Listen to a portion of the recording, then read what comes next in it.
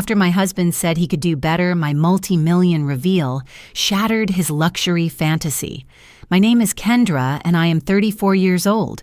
Right now, I am sitting in my penthouse, looking out at the city skyline, remembering the night my husband looked me in the eyes and told me I was not good enough for him. What he did not know was that the woman he had been dismissing for 8 years was the one holding the keys to everything he ever dreamed of. Before we begin, let me know where you are watching from in the comments. Hit that like button and subscribe if you have not already. Now let me take you back to where it all began. I grew up in a small town in Ohio, the kind of place where everyone knew everyone, and Friday nights meant high school football games and church potlucks on Sundays. From the outside, my family looked just like any other. We lived in a modest house with a wraparound porch, drove practical cars, and shopped at the local grocery store like all our neighbors. But there was one thing most people did not know about us. My parents owned a chain of electronics manufacturing plants spread across 3 states. They had built their empire from nothing, starting with a single small factory when I was just a toddler. By the time I graduated high school, their company was worth well over $50 million. But my parents never believed in flaunting wealth. My father always said that money was a tool, not a trophy. He taught me that true character is revealed when no one knows what you have. So we lived quietly. I wore clothes from regular stores, drove a used car throughout high school, and worked summer jobs just like my friends. The only hint of our family's success was the college fund my parents had set aside for me, which allowed me to attend one of the best business schools in New York without taking out a single loan. At university, I studied finance and discovered I had a natural talent for investing. Numbers made sense to me in a way that felt almost intuitive. By the time I graduated at the top of my class, my parents trusted me enough to let me manage a portion of the family's investment portfolio. I started small, but within a few years, I had grown my section of the portfolio significantly. I also began building my own personal investments on the side, quietly accumulating wealth that existed entirely separate from my family's fortune. By 25, I was worth several $million in my own right, but you would never have known it to look at me. I lived in a modest apartment in Brooklyn, wore simple clothes, and avoided anything that screamed money. Part of it was how I was raised, but honestly, a bigger part was fear. I had watched too many of my wealthy friends get burned by people who only wanted them for their bank accounts. I had seen relationships crumble when the truth about money came out. I promised myself I would never be in that position. I wanted someone to love me, not for what I could provide. That is the mindset I had when I walked into a small coffee shop in Brooklyn on a rainy Tuesday afternoon. I was 26, scrolling through market reports on my phone when a voice interrupted my concentration. He asked if anyone was sitting in the empty chair across from me. I looked up and saw him for the first time. Derek. He was tall, with dark hair and an easy smile that made you feel like you were the only person in the room. He was charming in a way that felt effortless, confident without being arrogant. At least that is how it seemed back then. Derek worked as a sales representative for a small real estate company. He was not wealthy, not even close, but he had big dreams. On our first date, he talked for hours about his plans to climb the corporate ladder, to make something of himself to prove everyone who ever doubted him wrong. I found his ambition attractive. It reminded me of my father in his younger years, hungry and determined. Derek saw my simple clothes and small apartment and assumed I was just like him, a regular person trying to make it in an expensive city. I never corrected him. Looking back, I know I should have told him the truth from the beginning, but every time I thought about revealing my family's wealth or my own financial success, something held me back. I told myself I was protecting the relationship, giving us a chance to build something real before money complicated things. But deep down, I think I was testing him. I wanted to see if he could love me when he thought I had nothing to offer but myself. Our courtship was simple, but sweet. We went to free concerts in the park, cooked dinner together in my tiny kitchen, and spent weekends exploring the city on foot because we were supposedly saving money. Derek complained sometimes about being broke, about wanting more, but I brushed it off as normal frustration. Everyone wanted more, right? After a year of dating, Derek proposed with a small ring he had been saving for. I said yes without hesitation. When I told my parents about the engagement, they were cautiously supportive. My mother pulled me aside and asked if I was sure about keeping my financial situation hidden. She worried that starting a marriage with such a significant secret could cause problems down the road. My father was more direct. He told me that a man's true character is revealed not when he has everything, but when he has nothing. He suggested I wait longer, observe more before making it legal. But I was in love, or at least I thought I was. I told them Derek was different. I believed he loved me for me. Our wedding was small and simple. I paid for most of it using what I told Derek was my savings from my financial analyst job.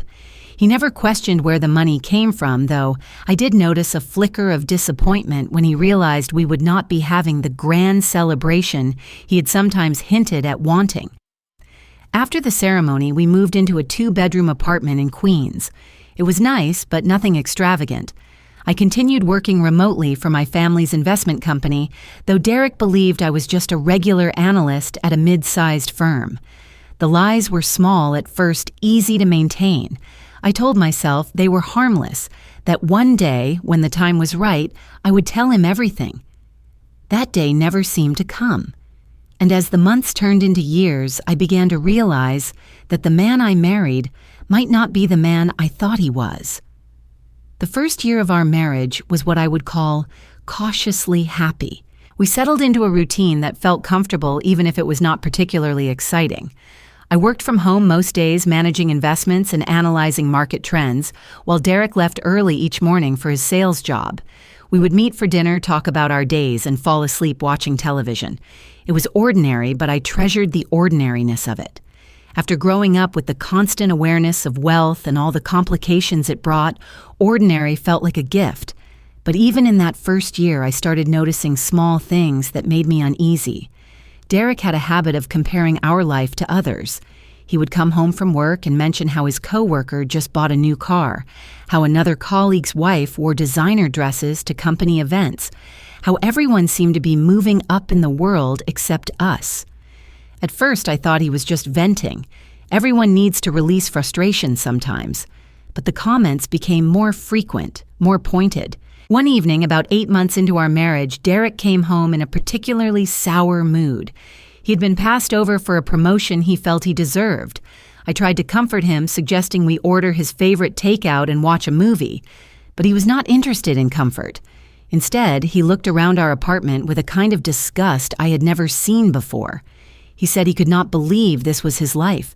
He was almost 30 and living in a cramped apartment in Queens with nothing to show for all his hard work. I reminded him that we had each other, that success would come with time. He just shook his head and muttered that he needed a drink. That night, I lay awake for hours replaying his words in my mind. A cramped apartment. Nothing to show for it. Was that really how he saw our life together? Was I just part of the nothing he was so ashamed of? I pushed the thoughts away, convincing myself he was just stressed. But I started paying closer attention after that, watching for signs that maybe my parents had been right to worry. The signs came gradually, like clouds gathering before a storm. Derek began spending more time with a new group of friends from work people who seemed to have more money than sense.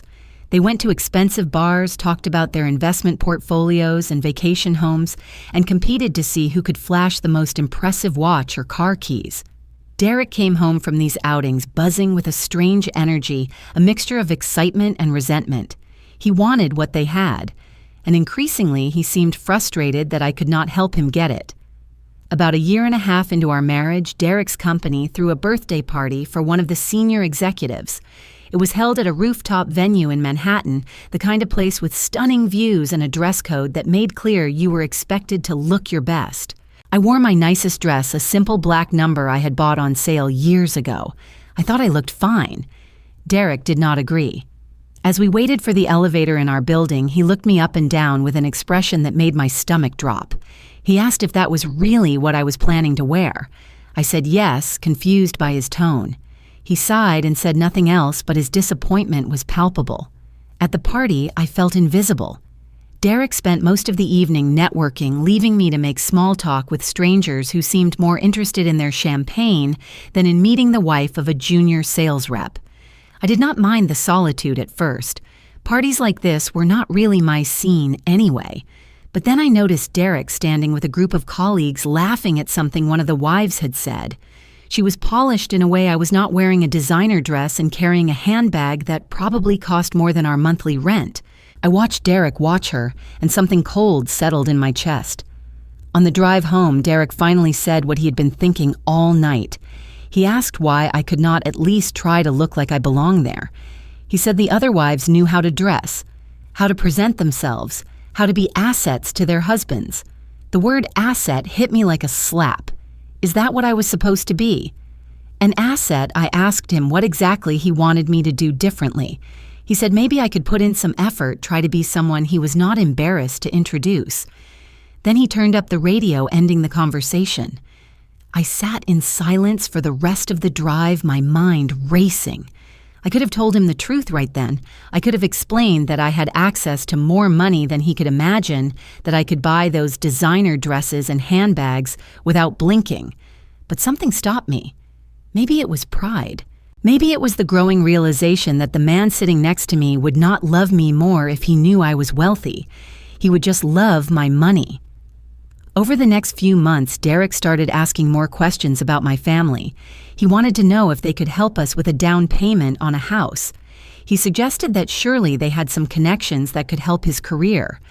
When I told him my parents ran a small shop and did not have that kind of money or influence, his face fell. He said he thought they were more successful than that he must have misunderstood something I said. I watched him recalibrate his expectations in real time, and I saw the disappointment settle into his features. That was when I started keeping a journal. Nothing formal, just a notes app on my phone where I recorded the things Derek said that hurt me. The criticisms, the comparisons, the subtle and not so subtle ways he made me feel like I was not enough. I told myself I was being paranoid that every marriage had rough patches. But deep down, I knew I was gathering evidence of a pattern. I was documenting the slow erosion of my self-worth at the hands of the man who had promised to cherish me. By our third anniversary, the man I had married had become almost unrecognizable. Derek received a promotion to sales team manager, and with it came a raise that he celebrated as if he had won the lottery. I was genuinely happy for him at first. I thought maybe having more money would ease his constant anxiety about status, would help him relax into our life together. I was wrong. The promotion did not satisfy Derek. It only made him hungrier for more. His new position came with new responsibilities, but also new opportunities to socialize with people who had more than we did. Derek threw himself into networking with an intensity that bordered on obsession. He came home later and later claiming client dinners and after-work drinks with colleagues. His wardrobe changed. He started buying expensive shirts and ties, insisting they were necessary investments in his career. When I pointed out that we were supposed to be saving for our future, he dismissed my concerns. He said I did not understand how the business world worked, that you had to look successful to become successful. The criticism that had started as occasional comments became a steady drumbeat. Nothing I did was right anymore. The meals I cooked were not sophisticated enough. Our apartment was not impressive enough for him to invite his new friends over. My job, which he still believed was a regular analyst position, was not ambitious enough.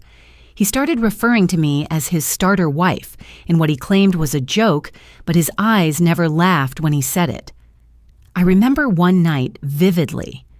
Derek came home from a work event and found me on the couch reading a book. He stood in the doorway for a moment, just looking at me with an expression I could not quite read. Then he said that he used to think I was special, but now he saw that I was just ordinary. He said it casually, like he was commenting on the weather, and then walked to the bedroom without another word.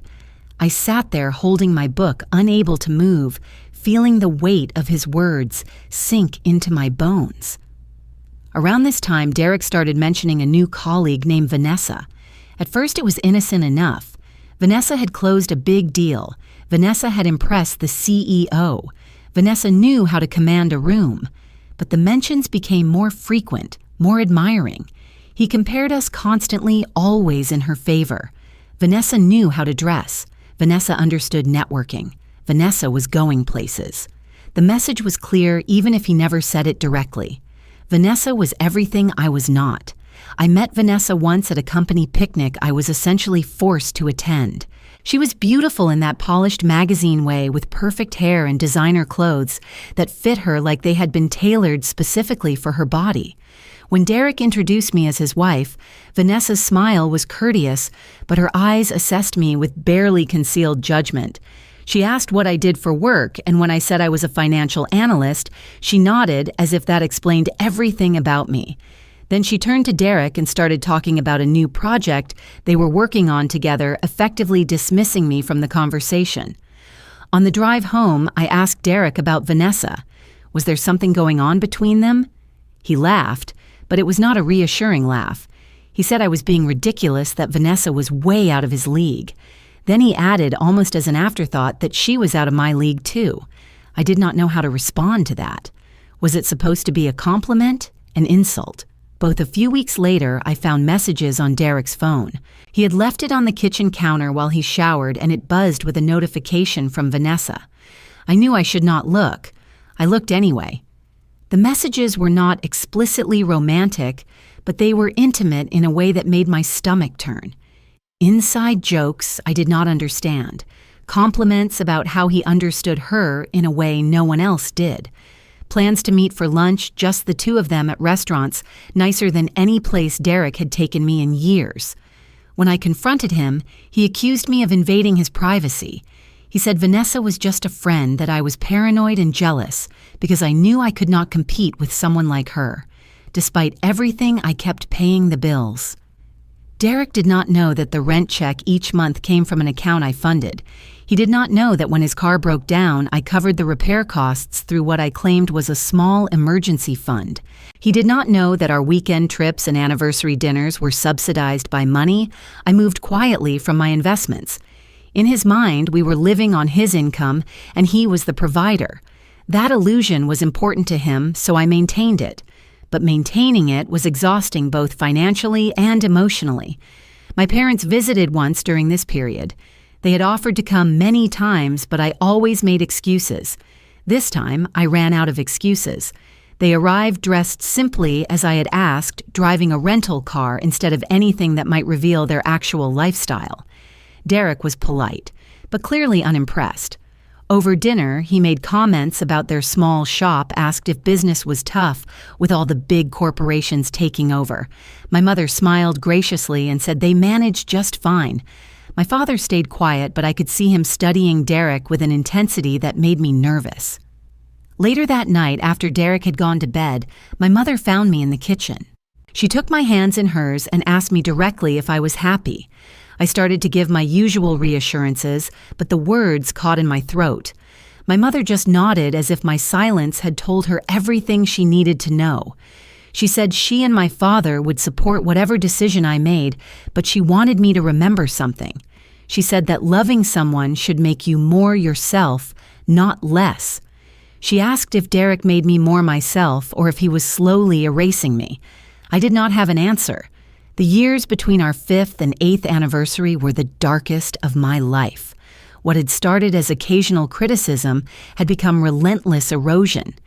Derek did not hit me. He did not need to. His words were weapons enough, and he wielded them with precision. He isolated me gradually, so slowly that I barely noticed it happening. First, he complained about my friends. He said they were negative influences, that they did not understand our lifestyle, that they were jealous of what we had. When I pushed back, he accused me of choosing them over him. Eventually, it became easier to just decline invitations than to deal with the arguments afterward. My friendships withered from neglect. My college roommate, my childhood best friend, my work colleagues, one by one, they faded from my life, until I could not remember the last time I had a conversation with anyone besides Derek. He controlled our social calendar completely. We only attended events that benefited his career. We only spent time with people who could help him climb higher. At these gatherings, I was expected to be decorative and silent, to smile at his jokes and defer to his opinions. If I spoke too much or said something he disagreed with, I would hear about it later in the car in the bedroom over breakfast the next morning. The message was clear. My role was to support his ambitions, not to have any of my own. Meanwhile, his obsession with Vanessa continued to grow. She was promoted to a director position around the same time Derek was still a manager. Instead of being jealous of her success, he was drawn to it like a moth to flame. He talked about her constantly. He studied her habits, her strategies, her connections. When he learned that her father was a wealthy businessman with holdings in multiple industries, something shifted in his eyes. Suddenly, Vanessa was not just a colleague he admired. She was a gateway to the life he believed he deserved. I started noticing Derek coming home with gifts he could not have afforded on his salary. A new watch, expensive cufflinks, a leather briefcase that cost more than our monthly food budget. When I asked about them, he claimed they were business gifts from clients. But I knew the truth. Vanessa was buying him things, grooming him for a role in her world. Whether their relationship had become physical, I did not know and almost did not care. The emotional betrayal was painful enough. Throughout all of this, I continued to pay for our life in secret. By this point, my personal investments had grown to nearly $15 million. My family's company had expanded, and my role in managing their assets had become more significant. I could have walked away at any time, could have bought a mansion and never looked at Derek again. But something kept me there. Maybe it was shame at having made such a poor choice in a partner. Maybe it was the fantasy that the man I had fallen in love with was still in there somewhere, buried beneath all the ambition and cruelty. Or maybe I was just afraid of admitting that I had wasted so many years on someone who did not deserve a single day. My parents saw what was happening even though I tried to hide it. During a rare phone call with my father, he asked me point blank why I was still with Derek. I gave him the usual excuses. Marriage was hard work. All couples went through rough patches. We were figuring things out. My father was quiet for a long moment. Then he said something that stayed with me. He said that sacrifice was noble when it was for something worth saving, but martyrdom for someone who did not value me was just self-destruction with extra steps. I promised him I would think about what he said. That night, I did not sleep at all. Things came to a head at a dinner party we hosted for Derek's work friends.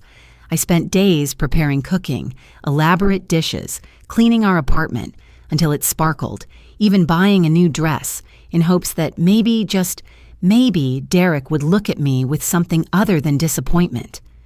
The party started well enough. Guests arrived, compliments were given, wine was poured. But as the evening progressed, Derek's behavior became increasingly cruel. He made jokes at my expense, calling me his little homebody who preferred books to people. He interrupted me when I tried to join conversations, finishing my sentences incorrectly and talking over my corrections. When Vanessa arrived an hour late and dripping in diamonds, Derek abandoned me completely. He spent the rest of the evening at her side, refilling her glass, laughing at her stories, touching her arm with a familiarity that made several guests visibly uncomfortable. After everyone left, I confronted Derek. I asked him why he had invited Vanessa to our home, why he had spent the entire evening ignoring me, why he seemed determined to humiliate me in front of everyone we knew. His response was cold. He said Vanessa was important to his career, that I should be grateful she even showed up to our modest little gathering. When I pressed him about his feelings for her, he laughed. He said that what he felt for Vanessa was ambition pure and simple. She could open doors for him that I could never even see. And then, almost as an afterthought, he added that maybe if I were more like her, he would not have to look elsewhere for inspiration. That night, I locked myself in the bathroom and cried until I had nothing left. The woman staring back at me in the mirror was a stranger. Hollow eyes, defeated posture, a shadow of the confident person I had once been. I asked myself how I had let this happen. How had I allowed someone to reduce me to this? And more importantly, what was I going to do about it? I will never forget that night as long as I live. It was the night everything finally shattered. The night Derek said the words that would end our marriage. It was his celebration. He had just been promoted to regional director, a significant step up that came with a substantial raise and a corner office. Derek insisted on hosting a party at one of the most exclusive restaurants in the city. He wanted everyone to see how far he had come. He wanted to make a statement. I agreed to attend, hoping that maybe this achievement would finally bring him some peace, would finally make him feel like he had enough. I wore the nicest dress I owned, a deep blue gown I had bought years ago for a family event and never had reason to wear again. I thought I looked elegant. Derek thought otherwise. When I came out of the bedroom, his face fell. He asked if I had anything better, anything that made more of a statement. I reminded him that he had always complained about spending money on clothes. He shook his head and said we did not have time to argue about it, that I would just have to do. The restaurant was exactly the kind of place Derek aspired to belong. Crystal chandeliers, white tablecloths, waiters who moved like shadows. Derek's colleagues and their spouses filled the private dining room he had reserved. Vanessa was there, of course, sitting at the table in a position of honor, wearing a dress that probably cost more than my entire wardrobe. Her father, a silver-haired man with the confident air of someone who had never doubted his place in the world, sat beside her.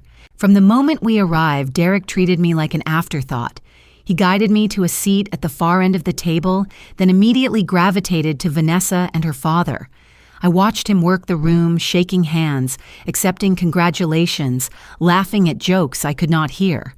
Occasionally, he would glance in my direction, but his eyes would slide past me as if I were part of the furniture. The other wives tried to make conversation with me, but their efforts felt more like pity than genuine interest.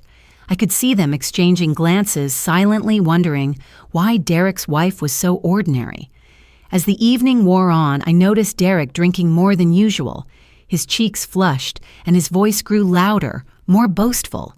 He made a toast to himself, thanking everyone for believing in him, for supporting his journey to the top. He thanked Vanessa specifically, calling her his inspiration, his proof that excellence was possible. He did not mention me once. After dinner, as guests mingled with coffee and dessert, Derek pulled me aside. I thought maybe he was finally going to acknowledge me, to thank me for being there, for supporting him through all the years it took to reach this moment. Instead, he leaned close and said words that still echo in my mind. He said he had been thinking about our future, and he had realized something. He looked around the room at Vanessa, at her father, at all these successful people, and then he looked at me. He said I did not fit. He said everyone there knew I did not belong. He told me he had settled when he married me, that he could do so much better than me, and that it was time he stopped pretending otherwise. I stared at him, unable to speak. He continued, his voice low but intense. He said Vanessa's father had offered him a position at one of his companies, a real opportunity with a real future. But that opportunity came with expectations. He needed a wife who matched that world, someone who could stand beside him at board meetings and charity galas, someone who added to his value rather than subtracting from it. He said he wanted a divorce, and he wanted me out of our apartment by the end of the month. I felt like I was drowning. The noise of the party faded to a distant buzz. I watched Derek walk back to Vanessa, watched him smile at her like she was the sun, and he had been living in darkness his whole life. No one in that room knew that the woman he had just discarded had more money than all of them combined. No one knew that the apartment he was kicking me out of had been paid for by my money, that his career had been subsidized by my silent support, that every step he had climbed had been built on a foundation I provided. I left the party without saying goodbye. I found a quiet corner outside the cold air, sharp against my tear-stained cheeks, and I let myself fall apart. 8 years. 8 years of hiding who I was, of shrinking myself to fit his expectations, of loving someone who saw me as nothing more than an obstacle to overcome. My father's words came back to me. Martyrdom for someone who does not value you is just self-destruction with extra steps. Standing there in the dark, something changed inside me. The pain was still there, raw and consuming, but underneath it, I felt something else stirring. Anger. Not the hot, explosive kind, but something colder, more deliberate. Derek wanted a wife who matched his world fine. I would show him exactly what world he had been living in all along. I called my parents. When my father answered, I did not bother with pleasantries. I simply said it was time. He understood immediately. The next morning, I woke up in the guest room of my parents' house, having driven through the night to reach them. For a few seconds, I forgot where I was and why I was there. Then the memory of Derek's words crashed over me like a wave, and I had to remind myself to breathe. But this time, I did not let the pain paralyze me. I had work to do. My first call was to the family attorney, a sharp woman named Patricia, who had been handling our legal affairs for over 20 years. I explained my situation. I needed divorce papers prepared, and I needed them airtight. I wanted to make sure that Derek could not claim a single cent of my personal wealth or my family's assets. Patricia assured me that given the prenuptial agreement I had insisted on against Derek's protests at the time and the documentation of how our finances had been kept separate, Derek would leave the marriage with exactly what he brought into it, which was essentially nothing. My second call was to a private investigator. I wanted documentation of Derek's relationship with Vanessa. Not for the divorce, we had no fault divorce in our state, but for my own closure. The investigator came back within a week with photos of Derek and Vanessa at intimate dinners, text messages that left no room for misinterpretation, and a timeline of their relationship that stretched back nearly 2 years. The emotional affair had become physical long before Derek asked me for a divorce. He'd been cheating on me while I was paying his bills. While the legal pieces fell into place, I began planning something else.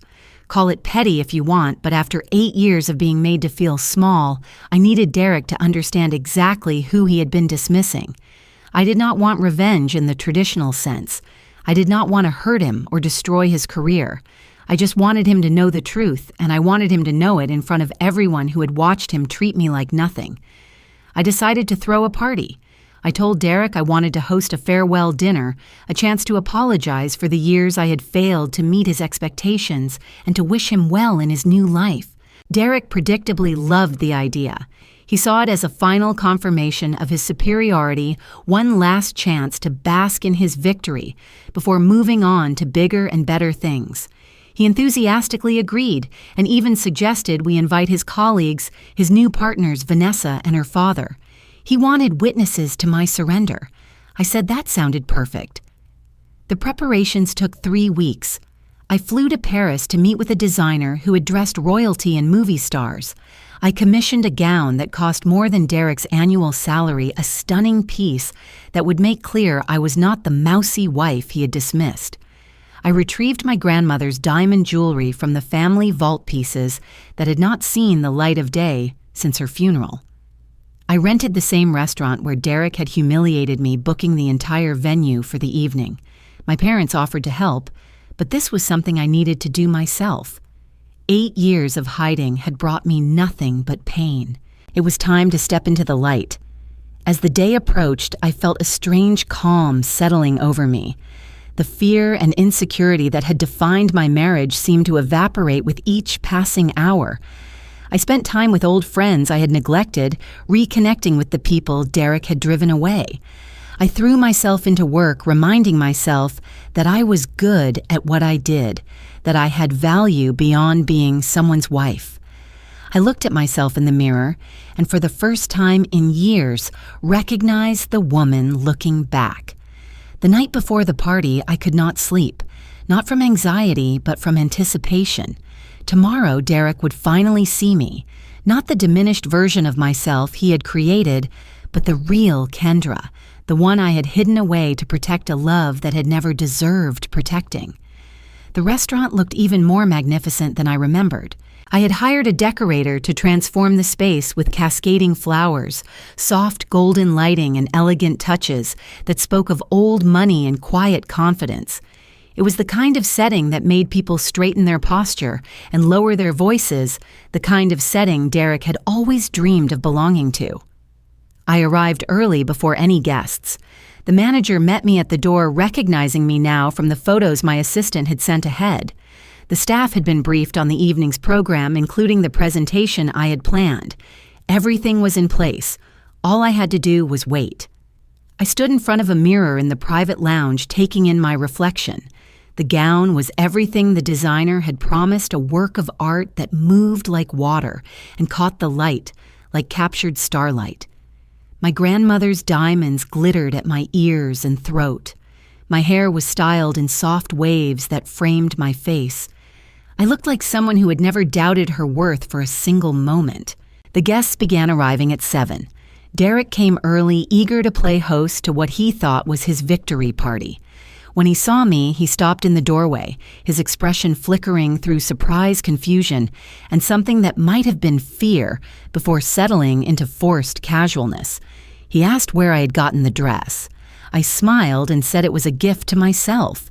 He did not ask any more questions, but I caught him glancing at me throughout the evening as if trying to solve a puzzle that did not make sense. Vanessa arrived on her father's arm, dressed to impress, as always.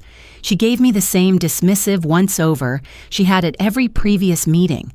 But this time, something in her gaze shifted. She saw the dress, the diamonds, the way I carried myself, and for the first time she looked uncertain. Her father, too, studied me with new interest. He had built his fortune on reading people, and I could see him recalculating his assumptions in real time. The dinner proceeded smoothly. Derek worked the room as he always did, but I noticed him watching me more frequently. I made conversation with guests I had previously avoided, discovered we had more in common than I had ever known, laughed at jokes, and offered insights that made people lean in to hear more. I was not performing. I was simply being myself, the self I had buried for 8 years. After dessert, I stood up and asked for everyone's attention. Derek beamed, assuming this was the moment I would publicly acknowledge his superiority and wish him well in his new life. I could see him already composing his gracious response, practicing his humble acceptance of my surrender. I began by thanking everyone for coming to share this important evening. I said I wanted to take a moment to reflect on my marriage to Derek, on the journey we had shared, on everything that had brought us to this moment. Derek nodded along, his smile growing wider. Then I pulled out a small remote and clicked a button. A screen descended behind me and the first slide appeared. It was a spreadsheet, a detailed accounting of every bill I had paid during our marriage. Rent, utilities, car repairs, vacations, anniversary dinners, medical expenses. The total at the bottom was staggering, hundreds of thousands of dollars that Derek believed had come from his own income. The room went silent. Derek's smile froze on his face. I explained calmly and clearly that for 8 years I had been the primary financial supporter of our household. I had done it quietly, without credit or acknowledgement, because I believed in our partnership. I had wanted to give Derek the chance to succeed without the pressure of knowing his wife was the one keeping them afloat. The next slide showed my personal investment portfolio, $15 million accumulated through my own work and expertise. Gasps rippled through the room. Derek's face drained of color. I continued. I introduced my parents, who stood from their seats at a nearby table, not as the owners of a small shop as Derek had believed, but as the founders and chief executives of one of the largest electronics manufacturing companies in the Midwest.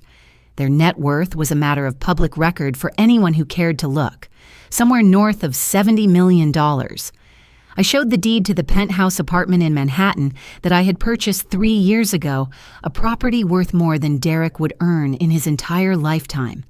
It had been sitting empty, waiting for the day I was ready to claim it. Derek found his voice. He stammered that this could not be real, that I would have told him that none of this made sense. I looked at him directly for the first time all evening. I said that I had hidden my wealth because I wanted to be loved for who I was not, what I had. I said that I had given him 8 years to show me who he really was, and he had shown me clearly.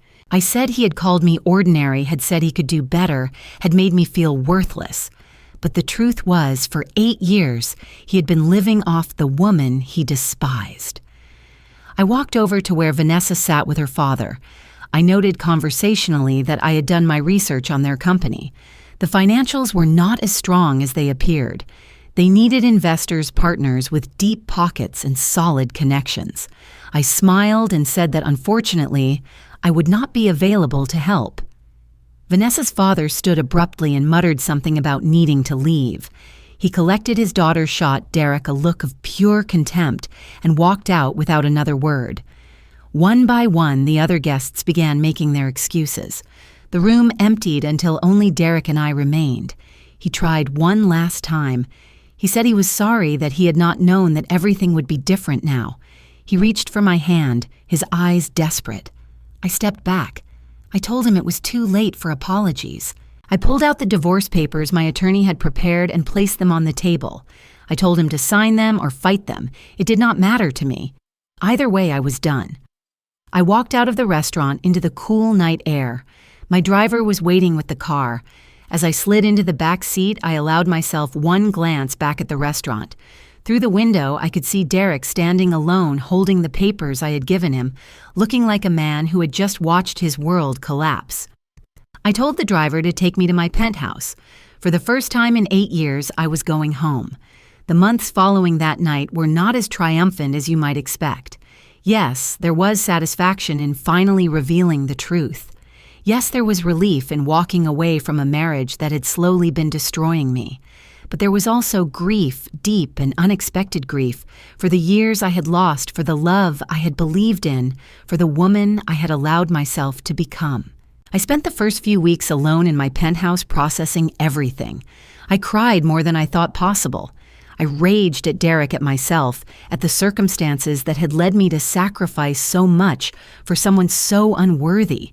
I questioned every decision I had made, wondering if things could have been different if I had been honest from the start, if I had left sooner, if I had been stronger. My parents visited, often bringing food I barely touched and offering support I struggled to accept. My mother would sit with me for hours, not saying much, just being present. My father would tell stories about his own failures and setbacks, reminding me that everyone stumbles, that what matters is getting back up. They never said I told you so. They never needed to. Slowly, painfully, I began to heal. I started seeing a therapist who specialized in emotional abuse because that is what it had been, even if Derek had never raised a hand. She helped me understand the patterns I had fallen into, the ways I had lost myself, the work I needed to do to become whole again. It was not easy. Some sessions left me feeling worse than when I had arrived, but over time I could feel something shifting inside me, broken pieces starting to find their way back together. I threw myself into work, not as an escape, but as a reclamation. I took on more responsibility within the family company, eventually stepping into an executive role that my parents had been holding open for years. The work challenged me, fulfilled me, reminded me that I had value beyond my relationship status. I was good at what I did, and for the first time in years, I allowed myself to feel proud of that. I reconnected with friends I had neglected during my marriage. It was humbling reaching out to people I had abandoned, explaining why I had disappeared, asking for forgiveness I was not sure I deserved. But the people who truly cared about me welcomed me back without judgment. They had seen what was happening even when I could not. They had been waiting for me to find my way home. I started a foundation for women in emotionally abusive relationships, using my resources and my story to help others find the courage to leave. I met incredible survivors whose strength put mine to shame, whose resilience reminded me that healing was possible, no matter how broken you felt. The foundation became my purpose, a way to transform my pain into something meaningful. As for Derek, I heard through various channels that his life had not gone as planned. Without Vanessa's father's support, the promised position evaporated. His colleagues, having witnessed his humiliation at what was supposed to be my surrender party, treated him differently. Within 6 months, he had been quietly let go from his company. Last I heard, he had moved to a smaller city, working a job far beneath his former position. I took no pleasure in his downfall. I simply did not care anymore. 1 year after signing my divorce papers, I stood on the balcony of my penthouse, looking out at the city lights. The view was beautiful. all glittering towers and distant traffic, a reminder that life continued regardless of individual heartbreak. I thought about the journey that had brought me there, the girl from Ohio who had hidden her worth to find love, the woman who had lost herself in a marriage to the wrong person, the survivor who had finally learned to value herself. I realized something important standing there. My worth had never been about the money, the properties, the investments. Those were tools, nothing more.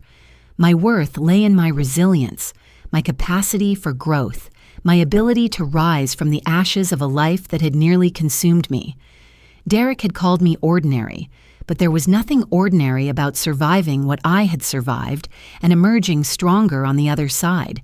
If you are watching this and you recognize yourself in my story, if you are with someone who makes you feel small, who dismisses your value, who takes more than they give, I want you to know something.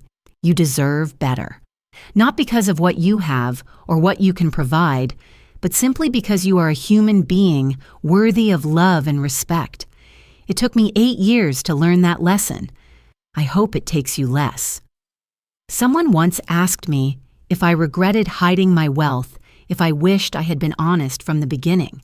The answer is complicated. Yes, I wish I had not felt the need to hide, but the experience taught me something invaluable.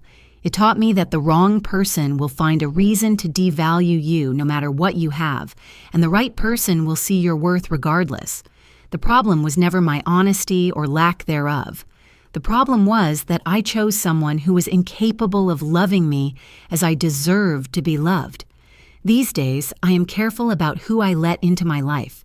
I no longer hide who I am, but I also no longer lead with my wealth. I present myself honestly and let people respond to the real me. Some are intimidated, some are interested for the wrong reasons, but some, a precious few, see me clearly and stay anyway. Those are my people now. So here is my question for you, the one I want you to carry with you after this story ends. If someone makes you feel like you are not enough, have you ever stopped to ask yourself a different question? Have you ever considered that maybe they are not enough for you? Think about that. And if this story resonated with you, I would love to hear your thoughts. Leave a comment telling me about a time when you realized your worth. Hit that like button if you believe everyone deserves to be valued for who they truly are. Subscribe if you want to hear more stories of resilience and redemption. And share this with someone who might need to hear it today. Someone who might be hiding their light to keep the peace. Someone who might be ready to step into their own power. Thank you for watching, for listening, for being part of this community. Whatever you are going through, I hope you find the strength to know your worth and the courage to walk away from anyone who cannot see it. Until next time, take care of yourselves.